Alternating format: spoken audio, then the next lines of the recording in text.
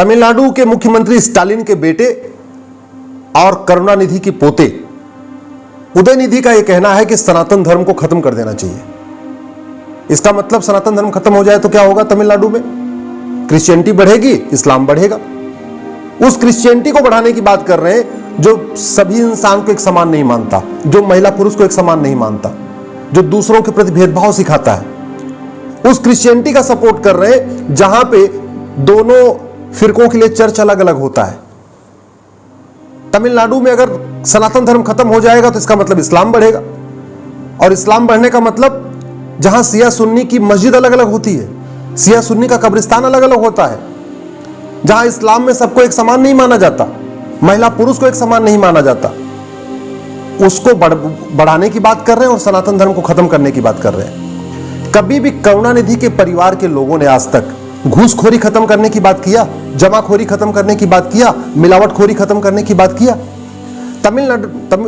तमिलनाडु में करुणानिधि का परिवार इतने दिन से राज कर रहा है, पूरा परिवार, पूरा खानदान पॉलिटिक्स में है। करुणानिधि थे, उसके बाद स्टालिन मुख्यमंत्री है, अलागिरी पॉलिटिक्स में है, मारन पॉलिटिक्स में है, कनिमोझी पॉलिटिक्स में है, दयानिधि पॉलिटिक्स में है, उदयनिधि पॉलिटिक्स में है, अरुणनिधि पॉलिटिक्स में है, पूरा खानदान पॉलिटिक्स में भरा हुआ है।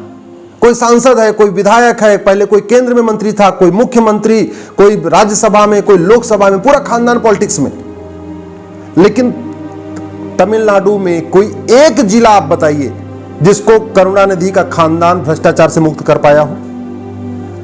करुणानिधि के खानदान के लोग घूसखोरी खत्म करने की बात नहीं करते, जमाखोरी खत्म करने की बात नहीं करते, मिलावटखोरी खत्म करने की बात नहीं करते, कालाबाजारी खत्म करने की बात नहीं करते। करुणानिधि के खानदान के लोग कभी भी अवैध निर्माण रोकने की बात नहीं करते। सड़क के किनारे अवैध मदरसे बन रहे हैं, अवैध मस्जिद बन रही है, अवैध मज़ारें बन रही हैं, अवैध कब्रिस्तान बन रहे हैं, अवैध दरगाहें बन रही हैं, अवैध चर्च बन रहे हैं।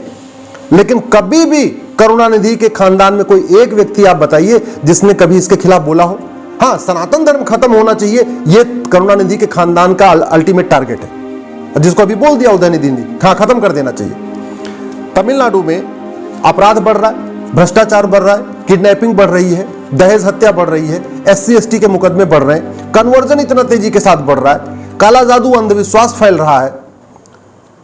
तमिलनाडु के हर जिले में बहुत तेजी के साथ क्रिश्चियनिटी फैल रही है। तमिलनाडु के हर जिले की डेमोग्राफी बदल रही है। अगर आप डिस्ट्रिक्ट वाइज देखिए तो जितने भी जिले हैं तमिलनाडु के, आपका अरियालूर, चेंगलपट्टू, चेन्नई, कोयम्बटूर, कुडालोर, धर्मापुरी, डिंडीगुल, ईरोड, कलाकुर्ची, कांचीपुरम, कन्याकुमारी, करूर, कृष्णागिरी, मदुरई, मयिलादुराई, हर जिले में रोहिंग्या घुसपैठ हो रही है, बांग्लादेशी घुसपैठ हो रही है, क्रिश्चियनिटी फैल रही है, इस्लाम फैल रहा है, तमिल कल्चर खत्म हो रहा है, तमिल रीति रिवाज खत्म हो रहा है, तमिल व्यवहार खत्म हो रहा है, तमिल भाषा कमजोर हो रही है। लेकिन करुणानिधि के खानदान के लोग कभी इसके खिलाफ नहीं बोलते। हाँ, उनको सनातन धर्म खत्म करना है, उनको भगवान शंकर का अस्तित्व खत्म करना है, भगवान विष्णु का अस्तित्व खत्म करना है, उनको शैव को खत्म करना है, उनको वैष्णव को खत्म करना है, सनातन धर्म को खत्म करना है, हिंदू धर्म को खत्म करना है। तमिलनाडु में नागपट्टनम, नमक्कल, नीलगिरी, पेराम्बलूर, पुडुकोटाई, रामनाथपुरम, रानीपेट, सलेम, शिवगंगाई, तेनकासी, तंजावुर, थेबी, थुथुकुड़ी, तिरुचिरापल्ली, तिरुनेलवेली, तिरुपथुर, हर जिले की डेमोग्राफी बदल रही है, बहुत तेजी के साथ डेमोग्राफी बदल रही है। रोहिंग्या आके वहां बस रहे हैं, बांग्लादेशी आके बस रहे, नई नई मदरसे बनते चले जा रहे हैं, चर्च बनते चले जा रहे हैं, मिशनरी स्कूल फैलते चले जा रहे हैं, कब्रिस्तान अवैध बनते जा रहे हैं, मज़ारें बनती जा रही हैं, दरगाहें बनती जा रही हैं, इस्लाम इतना तेजी के साथ फैल रहा है। तो अगर सनातन धर्म खत्म हो जाएगा तो करुणानिधि के परिवार को यह भी बताना चाहिए, स्टालिन को, मारन को, दयानिधि को, सबको ये बताना चाहिए, उदयनिधि को, कि आखिर वो इस्लाम को बढ़ाना चाहते हैं तमिलनाडु में या क्रिश्चियनिटी को बढ़ाना चाहते हैं। वो नागालैंड, मेघालय, मिजोरम जैसा एक क्रिश्चियन स्टेट बनाना चाहते हैं तमिलनाडु को, या कश्मीर जैसा एक इस्लामिक स्टेट बनाना चाहते हैं। आखिर चाहते क्या है वो? तमिलनाडु में तिरुपुर, तिरुवल्लूर, तिरुवन्नमलाई, तिरुवरूर, वेल्लोर, विल्लुपुरम, विरुधनगर, पूरी तरीके से डेमोग्राफी बदल रही है। तमिल रीति रिवाज कमजोर हो रहा है, तमिल भाषा कमजोर हो रही है, तमिल कल्चर कमजोर हो रहा है। और तमिल का मतलब सनातन कल्चर, तमिल कल्चर कमजोर होने का मतलब सनातन कल्चर खत्म हो रहा है। इसलिए मैं तमिलनाडु की जनता से निवेदन करता हूं, इनके झांसे में मत आइए, इनके खिलाफ आवाज उठाइए। हमारे पूर्वजों ने बड़े मुश्किल से सनातन संस्कृति को बचाया था, नहीं तो मुगलों ने खत्म कर दिया होता। हमारे पूर्वजों ने 500-700 साल तक लगातार अंग्रेजों को झेला, मुगलों को झेला, उसके बाद हमें बचा के रखा। पूर्वजों के कारण आज की डेट में हमारी माताएं बहनें सिंदूर लगाती हैं, गजरा पहनती हैं, मंगलसूत्र पहनती हैं, रक्षा हम लोग पहनते हैं, जनेऊ पहनते हैं, सब कुछ करते हैं। लेकिन ये ओट जीवी और नोट जीवी नेता, खासतौर पे जो करुणानिधि का खानदान है, जिसके पास हजारों करोड़ की अवैध संपत्ति है, हजारों करोड़ की बेनामी संपत्ति है, काला धन है, आय से अधिक संपत्ति है, वो कास्ट के आधार पे बांट के, रिलीजन के आधार पे बांट के, लैंग्वेज के आधार पे बांट के सनातन संस्कृति को खत्म करना चाहता है। दुर्भाग्यवश अभी भी जिसने बोला सनातन धर्म को खत्म करेंगे, उसकी इतनी हिम्मत नहीं है कभी ये कह दे हम इस्लाम को खत्म करेंगे। करुणानिधि के परिवार में किसी की हिम्मत नहीं है कह दे कि हम क्रिश्चियनिटी खत्म करेंगे। करुणानिधि के परिवार में किसी की इतनी हिम्मत नहीं है कि वो कह दे कि हम इस्लाम खत्म करेंगे, क्रिश्चियनिटी खत्म करेंगे या दूसरे धर्मों को खत्म करेंगे। सनातन धर्म को खत्म करने के लिए वो धमकी दे रहे हैं। इसलिए मैं सरकार से भी निवेदन करता हूं, तत्काल कानूनों को बदलिए। जो इस तरीके से सनातन धर्म को खत्म करने की बात करे, उसके खिलाफ कठोर कानून बनाइए।